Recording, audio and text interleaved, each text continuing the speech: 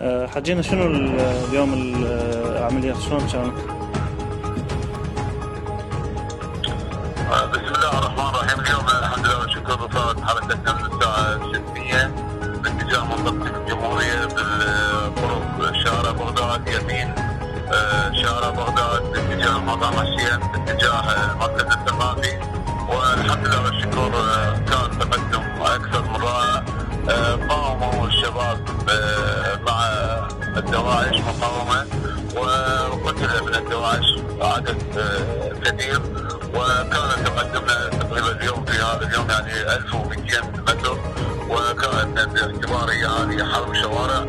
والحمد لله والشكر كما عهدناكم في الايام السابقه من منطقه حي الرساله الى منطقه حي الدعم، وباتجاه منطقه الجمهوريه باتجاه ان شاء الله بكره باتجاه حي الوحده وحي المهندسين، وان شاء الله بالايام القادمه سننزل بالبشرى للشعب العراقي والى كل ابناء هذا البلد.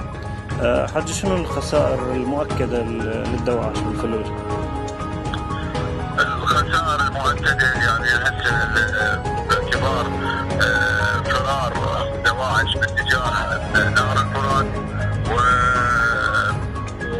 وباتجاه منطقه المعتصم وباتجاه منطقه الاندلس، ولا زال الدواعش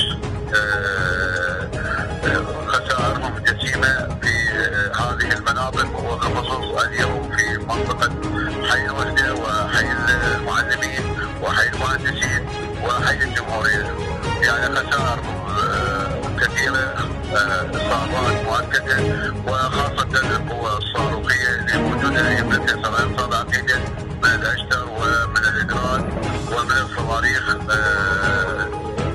ملكاتوشه، واضافه الى القذائف ال 120.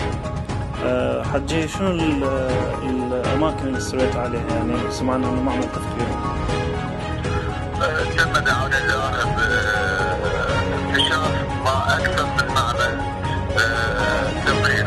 بالنسبه لي احنا اثرنا على اعمال التفريغ، وانا اريد اقول يعني لكل العراقيين بان الفلوجه هي معامل تفريغ وليس معمل واحد يوجد في الفلوجه، وانما مبنيه هذه القضاء على كل قضاء الفلوجه مبني على معامل تفريغ. كل اخواننا اللي موجودين معنا من الحج الشعبي والقوات الامنيه كل قواطعهم اثروا على عده معامل التفريغ وليس معمل واحد، واثرنا احنا في خطأنا على المحكمه الشرعيه وعلى السجون الانفراديه وعلى قبح الدواعش في اليه اهل الفلوجه سابقا. طريقه ردهم عنيفه او تدل على هزائمهم؟ لا شك ولا ريب. بالنسبه للدواعش